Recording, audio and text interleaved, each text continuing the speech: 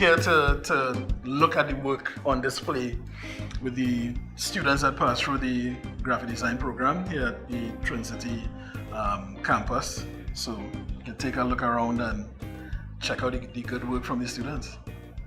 It's called The People Magazine. It's a magazine, it's a 56-page publication, and a weblog that would associate the 56-page publication. And the both of them really are hand in hand in that it features aspects of the life of Trinidad and Tobago that we will not normally see in a publication. The hands of themselves are indicative of how we speak. As Trinbagonians, we gesticulate a lot. And the colors used, the cyan and the purple, speaks to one, the sea that surrounds us as an island, and the purple speaks to the rich diversity of the people. Something royal. The name of my project is Chop Chop's New Hat. It's actually for children between the ages of 5 to 7. It's a coloring book and a storybook in one. So it's very interactive where children could actually color as well as read a story. And by extension, there were other elements to it. So there was a t-shirt, and I did a photo shoot with some kids with the t-shirts. I actually did some game tile sets. There's a game design aspect of it. There have never been any characters that children in Trinidad and Tobago could relate to and could identify with, especially as it relates to stories pertaining to our country. Basically, stories about a mixed boy between Chinese and African and his experience within that age group. My project is entitled Hurto Piro, A Battered Woman's Journey. It's a campaign for domestic abuse against women in Trinidad and Tobago. It's basically about their journey through abuse and the effects abuse has on them. The colors, basically I used orange and purple, which are the internationally recognized colors for domestic abuse and violence against women. The design is basically in 2 parts. There's one where I have visual ads to actually raise awareness. It would show the effects abuse has on the women. And the second part has to do with a charity shop that I designed merchandise items for sale to raise funds for women living in shelters in Trinidad and Tobago. The new project it's a rebranding and awareness campaign for the national beach soccer team with a social aspect that deals with tackling illiteracy in youths. So I rebranded the association, then I rebranded the team itself. The logo for the team was a lot of movement, as opposed to what was really static and kind of cool. This is more warm, this is more Trinidad, this is more energetic. And then I created the logo for the campaign. From there I took that all throughout the entire campaign that showcase the team fixing the issues with the illiteracy. The players would have their clinics on a Saturday. Throughout the registration process, the kids will come and they will incorporate reading and playing into the whole thing. So the kids will be motivated to read and to learn. The name of my project is the Yeret Rebranding Project. Yeret is a home in Maracas, St. Joseph. It's run by Dr. Theo Ferguson and his wife Gloria Ferguson.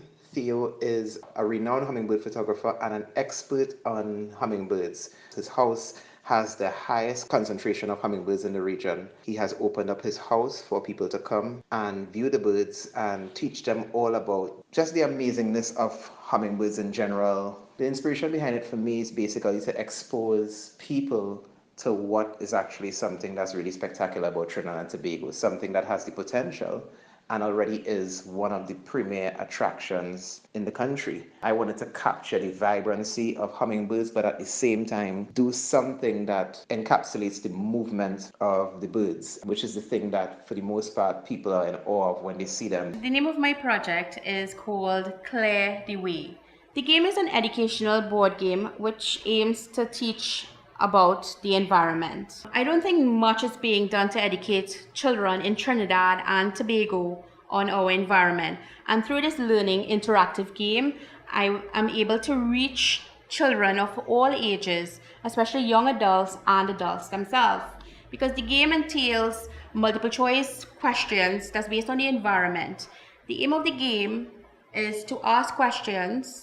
As you continue answering the questions correctly, you proceed further and further into the game. However, there are obstacles, and the obstacles are called spirit squares, where you have Mama Glow. She's going to get upset with you if you litter the river, so sometimes you have to step back 3 spaces. The name of my project is called The Weird Ones. Well, it's a comic book as well as merchandising as well. It's focused on basically diversity in comic books because they don't really have much diversity in comic books in the Caribbean or comic books in the Caribbean in general. So I'm trying to focus on diversity with races as well as gender.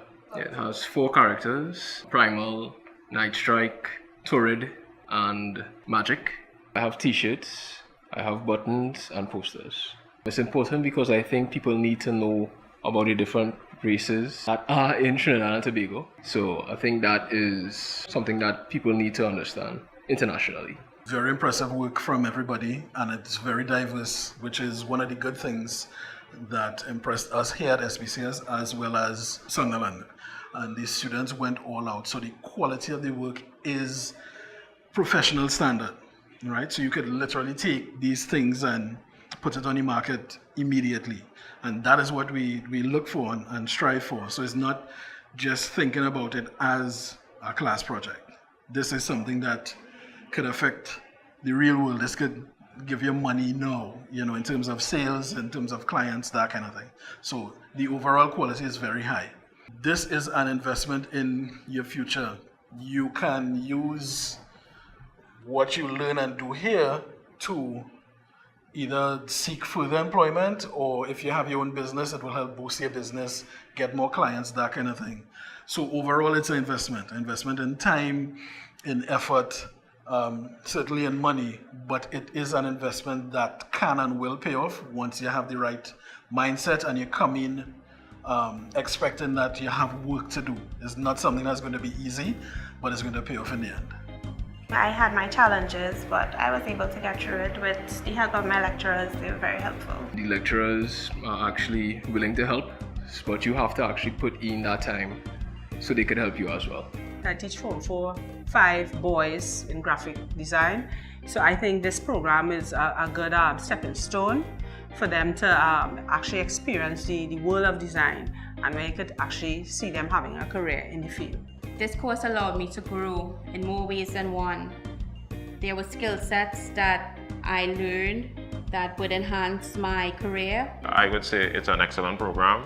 The professionalism here is good. It was a great experience. Facilitators, staff, the school, the facilities is also, it's great, and they're always looking for ways to improve. So it's a good place to learn.